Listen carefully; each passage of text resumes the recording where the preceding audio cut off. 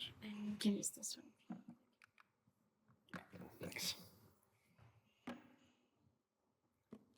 Okay, hello everybody, good morning, or good afternoon, or morning, I suppose, still.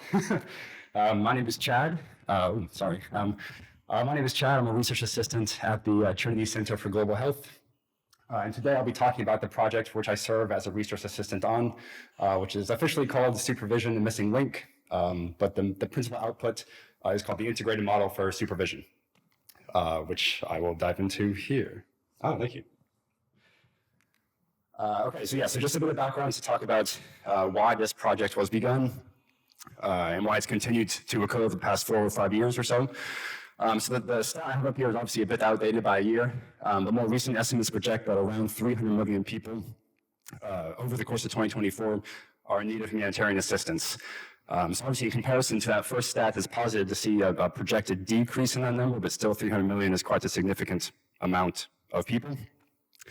Given how exposure to humanitarian emergencies, humanitarian crises, given what we know, how that impacts rates of psychological distress, be it mild, severe, or the development of mental disorders, an essential component of any humanitarian response is the provision of mental health and psychosocial support services. These are MHPSS services, are essentially any service, whether it be from a local actor or an external actor, that aims to either promote or protect somebody's psychosocial well-being, or to prevent or treat mental disorders that have been developed, or to prevent them from developing.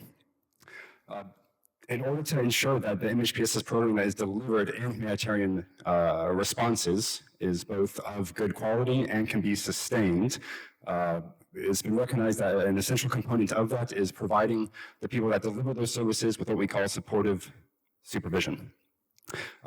It's even included in international guidelines about MHPSS emergency responses, such as the Interagency Standing Committee's guidelines, saying that it is essential. However, these guidelines fail to offer a how. How do you provide supportive supervision within these contexts? And indeed, partly because of that, I suppose, the provision of supportive supervision in humanitarian organizations is still a gap within this field, which is why the IMS was created, to help fill that gap. So the IMS has started in 2019. It's the project. It's a joint effort between the Trinity Center for Global Health, the Psychosocial Reference Center at the International Federation of the Red Crescent Red Cross Societies, and it receives funding from the Bureau of Humanitarian Assistance from USAID. On the screen here, you can see. So the Integrated Model for Supervision is the primary resource, which is the one at the top. I have a hard copy, actually, that I can show everybody, I suppose. So this is the handbook in its printed version. But we also have other resources to accompany the handbook to offer greater assistance to organizations to actually implement supervision in a sustainable and effective way. The ones you can see on the screen are the monitoring and evaluation guide to be able to monitor and evaluate how an organization implements and provides supportive supervision, which is an essential component to doing so, which we will return to later on, as well as an adaptation guide, because we recognize that these are evidence-based guidelines. They do require adaptation, whether it be cultural, organizational, or based on other contextual factors, depending on the zone of operation. Okay. So briefly, to talk about how the IMS was developed and how it has progressed since 2019 when it started. So the first phase, which began in 2019, was about developing the first version of the handbook. This required just essentially a lot of research to go into that. The first thing that was done was a desk review, which was done to identify already existing knowledge and guidelines around MHPSS supervision practices within the humanitarian setting, just to get an initial idea of what that would look like. After that, key informant interviews were conducted with quite a broad range of stakeholders in humanitarian MHPSS. This was supervisors, supervisees, academics, technical experts, et cetera, leadership from these organizations, donors who support humanitarian efforts. After the key informant interviews, there was a systematic scoping review that was done to identify the empirically supported features of supervision for lay health providers, which within the humanitarian sector is a common occurrence, given that the majority of humanitarian workers are volunteers. So to identify what those empirically supported features of supervision for this cohort is in humanitarian emergencies, and also to identify the impact of supervision and the common challenges that are faced when trying to provide supervision in humanitarian emergencies. Following that, there was a Delphi study done to try to build consensus around what exactly would supportive supervision look like. All that research is what went into the first version of the handbook. This is the third version. But that's the research that informed the first version. After the first version was created, it underwent a series of piloting sessions. This is essentially where the IMS was operationalized into a training. This training was delivered to multiple humanitarian organizations in the first piloting of it, the first handbook. These organizations were located in Nigeria, Ukraine, Afghanistan, and Jordan. So the training was done with the operationalized handbook. Feedback from that training, both on the handbook itself and on the training, was gathered and integrated into the second version of the handbook, and then also to update and improve how it is trained. That second version was what was used in phase 3, the piloting that occurred during the third phase, where 2 new organizations, one from Bangladesh, one from Ethiopia, came on board to the project. The second version of the handbook was piloted in those trainings. The same process occurred, where feedback from those trainings, again, both informed the third version, which is the current and final version of the handbook, and again, improvements to the training.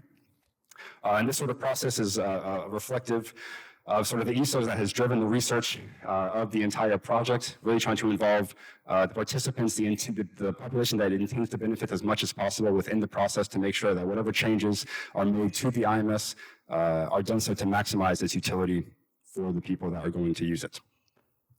So phase 3, in that third training or the second training, it also involved the training of trainers, whereby people from these different organizations and from other organizations who had some level of exposure to the IMS came to Copenhagen and were trained on how to train the IMS so that it would support sustainable implementation. They could go back to the organizations, train on it, instead of having to rely on the PS Center or us to conduct those trainings. And now phase 4 is the phase that we're currently in. Here you see briefly what we're sort of doing, but I'll return to that at the end in a bit more depth. So real quickly, the research I want to talk about today, thank you, is less focused on development and more just on sort of ascertaining the impact of the IMS, both quantitatively and qualitatively. Here you see the different titles of the research papers that have been published in relation to this. They can all be found on the IMS website, which I'll share at the end as well. But just to dive into these, so these findings are going to be a synthesis of common findings we've seen across all of these different research outputs.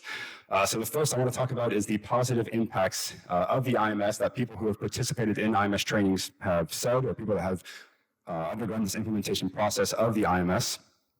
The first is that it helps to create or update an organizational supervision system. So if there's a system that exists, having the guidebook, which again outlines what support supervision is, how it should be provided, and gives the tools and resources to do so, can help create that system, but it can also help update the system that perhaps already exists to make it a bit more supportive, improve it. One thing that people mention is that the IMS, it's nice to bring to the leadership of the organization because it is an evidence-based, globally used resource, which gives it a bit more sort of backing to present to the leadership. Another good finding is that exposure to the IMS, either in training or through implementation, increases worker well-being. This was reflected in interviews, but also in quantitative results we have, where we found across multiple follow-up time points after having participated in a training, that participant levels burnouts decreased and their general self-efficacy has increased over time. It also enhances team dynamics, which is important considering that negative team dynamics among humanitarian workers have been found to impact mental health in a negative way. And very importantly, we don't have any quantitative evidence to support this, nor qualitative from the beneficiary perspective, but from supervisors, supervisees, leadership. They've endorsed that by implementing support supervision as informed by the IMS, that it does have the potential to improve the quality of services they deliver. That's been a very strong sort of through line of our interviews. And finally, the potential to decrease staff turnover, which is also quite important considering the very high levels of this that exist within the humanitarian sector and the impact that has on service provision. However, there are barriers that exist to actually implementing the IMS in a sustainable way. And these perhaps will not be surprising to those of you who operate in this field. The first is that there are very limited resources in these organizations, whether financial, human resources, time, etc. There's very low organizational awareness, especially among the leadership of these organizations, about what supportive supervision is and why it is important. There are competing responsibilities both among supervisors and among supervisees. They don't have the time to be able to participate in supervision, which is why participants have consistently stressed that the organization needs to carve out protected time to do so. So that's part of organizational policy, etc. And finally, there are language barriers. The IMS currently only exists in English. That's part of our current phase, is to translate it into additional languages, which I'll return to here in a bit. But the language barriers make it difficult to really engage fully with the resource, either to just discuss the material or during IMS trainings. Okay, very quickly, some things that facilitate implementation is, as I sort of I mentioned very briefly at the beginning, adapting it to your context. Again, whether it's organizational, cultural, etc., just making sure it really reflects the area in which you work. Intra and also inter-organizational communication. Again, this is particularly cool when you consider the finding that the IMS does enhance team dynamics. So it supports this intra-organizational communication, which is important to facilitate implementation. Again, advocacy is very important, especially to the leadership of these organizations. Additionally, follow-up trainings, follow-up IMS trainings, whether they be from external actors such as ourselves, or again from internal actors who have undergone a training of trainers to facilitate that sustained implementation. Monitoring and evaluation, again, is essential to ensure this, and that implementation should be done in a gradual manner. You don't have to implement to all of your supervisors, supervisees. You can start with certain units and then gradually continue to implement it across your organization. Okay, so all of this, again, all this feedback we've gotten from these past phases has directly fed into what we're doing in our current work with the IMS. The sort of first thing, as I mentioned, is translation of the materials.